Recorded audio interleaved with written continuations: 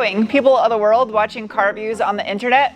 Welcome to the 2024 Fiat 500e. Today I'm gonna get Kirby's robotic cousin up in the air. We're gonna nerd out in the tech specs, see how it is constructed, and then go give it some beans. Ibiza. Where's Ibiza? Ibiza.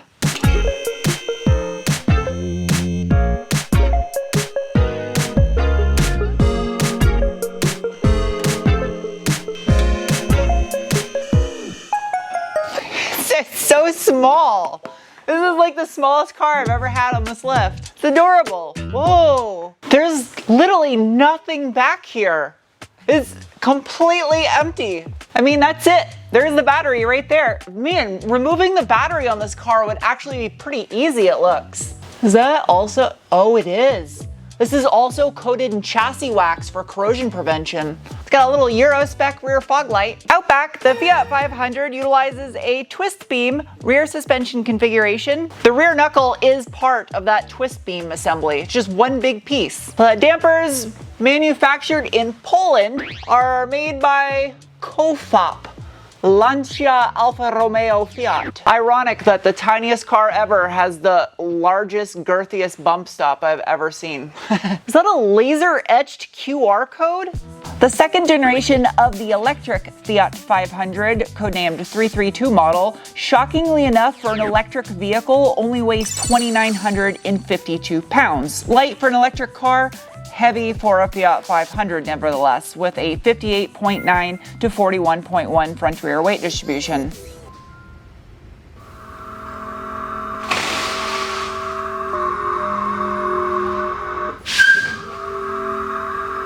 Slightly tricky vehicle to put on a lift, but there are little cutouts right here for your jack pads. Same goes to the front, but thankfully there's not a plastic cover that you have to remove like the Alfa Romeo Tonale. Speaking of that battery pack, it is a 42 kilowatt hour, 352 nominal volt unit. As far as the transmission goes, it is a single speed reduction gear with a 9.6 to 1 ratio. Up front, the 500e utilizes a McPherson strut style suspension configuration with stamped steel lower control arms and cast iron knuckles. Again, paired with a set of those Kofop coilover front dampers. Front anti-sway bar. Ew! What is this? Oh, it's a stick.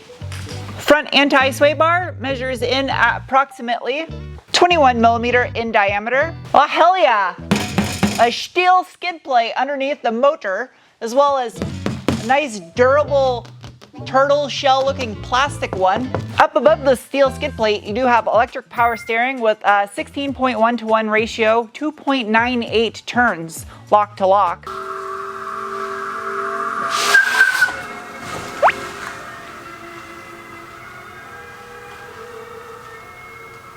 All right, it's time for the braking test.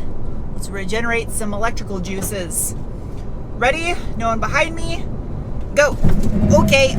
Wow.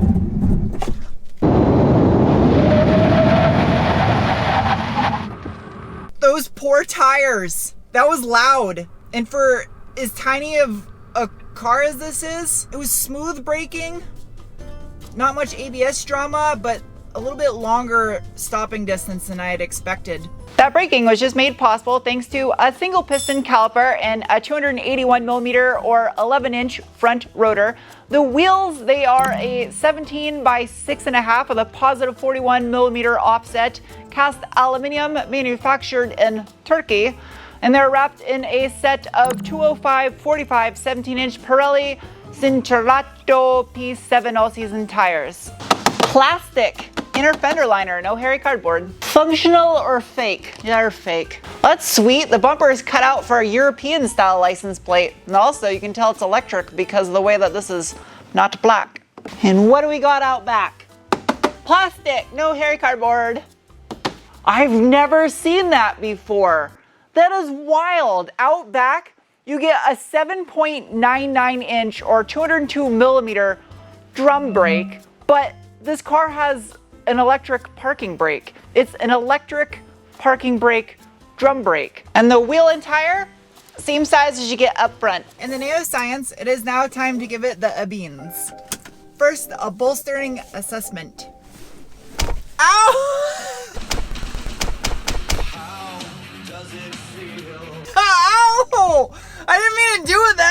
hard. That was ignorant. The seats don't have really any bolstering to them, but they are stylish. This is, after all, the Inspired by Beauty edition. As far as drive modes go, I got a little flipper right here in the center that says E mode. You can flip that up. You gotta hold it for a second, but I have normal, range, which gives you one pedal drive mode essentially, and Sherpa. But the Sherpa mode limits you to 50 miles per hour and it turns off the air conditioning or climate control.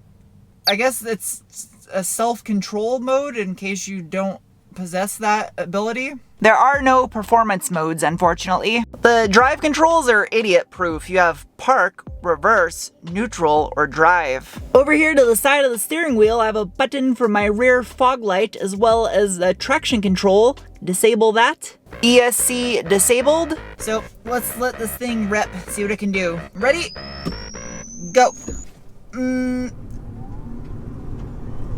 I can't tell if it spun the tires or not. It was really quiet. Gripped pretty good. Good torque shove. That's good. It's adequate. Not bad considering this isn't a performance electric hot hatch.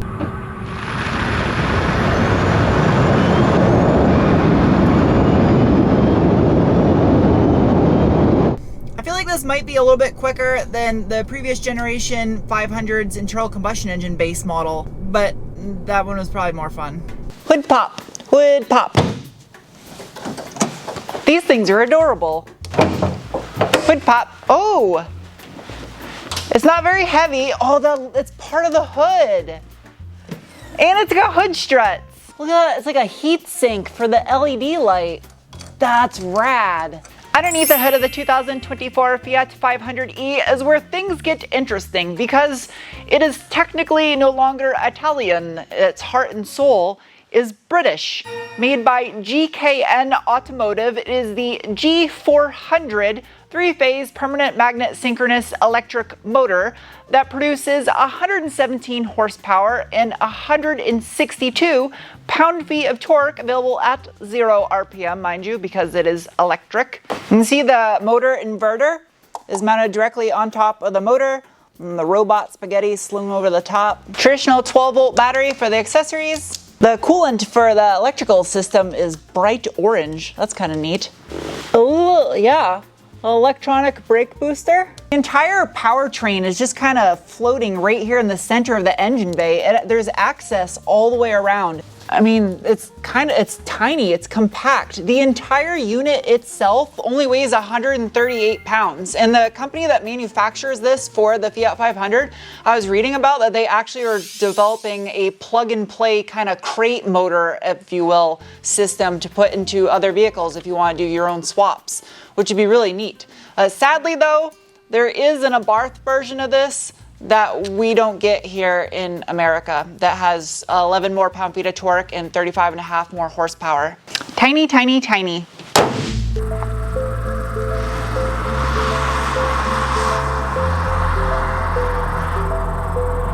And let it rip. Zippy! It does make a little whir of electrical noises when you give it the business in this thing, and I don't think it's fake. I think it's just the raw, real electrical sounds. It's kind of fun. Handling report. Yeah, it does have a low center of gravity, but it does kind of feel like a bumbling little bug walking along the ground. You can feel the weight. I mean, 2,900 pounds is kind of light for a modern vehicle now, but for something this big and the fact that it's a 500, it's a little heavy. So that is something I notice. There's almost like a mechanical kind of whir too coming from down below. It makes interesting noises. I mean, you can have fun with it on some corners. It does make you smile. It kind of reminds me, if you've ever seen a red velvet ant, they also call them a cow killer ant. It reminds me of when you see one of those bumbling along on the ground. That's what this feels like to drive. It feels like if you were inside that insect. It is a lot more enjoyable to drive this thing in the normal mode. It does have the range mode, which is essentially like a one pedal driving situation, but it's just, it feels like such a relief not to have that constant regeneration one pedal effect. While it's necessary because of the range on this, it's also, it feels more enjoyable to drive in normal. This thing coasts fairly well. It just maintains its momentum. You don't have to constantly give it throttle. The suspension is not harsh. It's firm, but not sports car firm. It's just like a bumbling insect firm. I'm not letting that go. Didn't do bad over that little dip right there. I think it's because of the weight of that battery pack that you can just kind of feel it hit every time you hit a little bump in the road. It gives it some character though. It makes it a little bit playful and kind of fun to drive. I think there was a massive decision that was probably made internally when they designed this thing about adding too much weight to it by giving it more range with a bigger battery, but yet they also wanted to dial it back to make this thing a 500, a tiny little lightweight nimble car. This was a tough one without the technology of solid state batteries. I can only imagine the challenge in designing this. Turning this car into an EV didn't ruin the driving experience. It detracted in some areas of fun, but also added new elements to the characteristics of driving one of these that gives it more character in different ways. So it kind of balances itself out. The added new downfalls kind of are masked by the new elements of this drivetrain that make it playful. It's like a tail hatch. It's got a tiny little cardboard lid over the rear storage area. These fold forward. Yep. To get the maximum room for storage back here, you actually have to move the front seats forward. I'm gonna do this. I'm actually gonna do this. Oh geez. Why? Ouch. Well, the seat backs are black. Aha. There you go. Now I can talk to you. The back seat, I don't have enough headroom. The headrest, when it's raised, it hits my shoulder blades instead of my head. Oh, the seat didn't stay. There is one single cup holder back here, a little rubber pad. The rear seats also have Fiat stitched into them all over the place too. You could put a baby seat back here. That's actually reasonable. There's actually an airbag back here. Wild. The speaker. I feel your pain, bud. We feel the same right now. Speaking of which, if you would like the chance to own this exact Penguin used in this car review on my website, there's only one, first come, first serve. Once it's gone, this is the exact Penguin that was used. The outer rim of the steering wheel is done in a white leather, clearly not designed for anyone that works in the trades to drive this. It comes with a fairly advanced robotic cruise control system that utilizes lane keep assist to help you steer it. It's got a full color digital gauge cluster. You can view your navigation in it. Different style displays for your speedometer or power meter. It's a little wireless charge cubby built into the dash. And on the mat, it has a little outline of presumably a city somewhere in Italy. That's cute. The recirc button is actually a little 500. Is this a sunglass holder? Nope, it's just the dome lights. Is it LED? Nope, incandescent. There are quite a bit of cheap plastics in here, but it's stylishly done. Some white fabric on the door. Cute little glove box. Wow, that's deep. And it even comes with a pouch. Oh, that's cute. There's half a 500 logo just kind of floating in this little border right here. The dash, big speaker right here on the top. You know it's a tiny car when your wiper doesn't fit all the way on the windshield. The dash is covered in this leather-like material. It kind of looks like alligator skin. Super pretty. It's almost like rhinestones. Oh, it opens. Oh, there's a cup holder. That's more like a soup bowl holder. That's strange. Why does this have a key? Oh, it's just a regular cigarette lighter. Got USB, USB-C, a deep little cubby that you could kind of use as a cup holder, I guess. Inside the door handle, there is original Fiat 500 and it says made in Torino. The door popper buttons look just like the start button. It's a bit redundant though because there's another door handle down here that you can open for emergencies. The audio controls are down here. You got a little rolly dial for your volume. You can press it to turn off the stereo. The stereo is actually fairly clear and crisp in here. It's got decent bass, considering this isn't the Inspired by Music edition. As far as the infotainment system goes, it's very stereotypical Stellantis. There's a lot of stuff packed in here, like this little menu for the electric vehicle system, driving history, schedules. I don't know why you need that. As it sits right now at 30%, it would take about 15 hours on a wall outlet, or level 2, 4 hours. That's reasonable. There is a massive downside with this car, and it's such a downside that I literally couldn't even use my normal driving route for filming car reviews because of how limited the range is on this thing. On a full charge, you can expect to see about 145 miles of range, given with different climate situations and temperatures outside. And that is further reduced if you're running your climate control and depending on how aggressive you're driving. Forget about as the vehicle ages and batteries lose their peak ability to maintain a charge.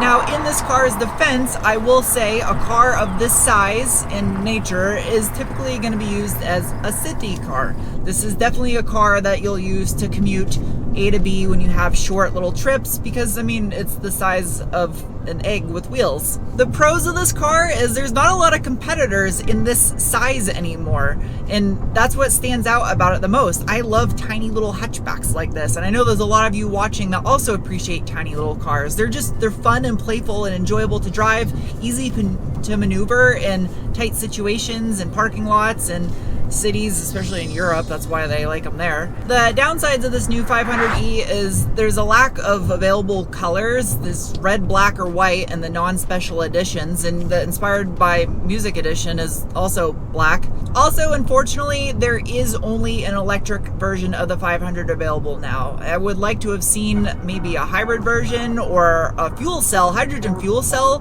with an extended range and a 500. I could get down with that.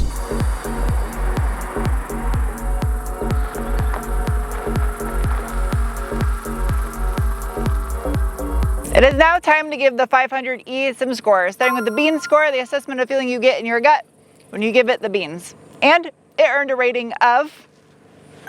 Next is the cookie score, the assessment of value, and as this Inspired by Beauty edition goes at $37,000, it gets a rating of... I don't know if there's a government tax credit available wherever you're at that reduces the price of this overall, so I'm not really taking that into consideration, but if that is true, that's an even better bonus to the value. But it's a little pricey. Next is the wrench score, the assessment of ease of maintenance, and it earns a rating of... I think this is the highest score I've ever given to an electric vehicle before. This does look like it'd be very simple to work on.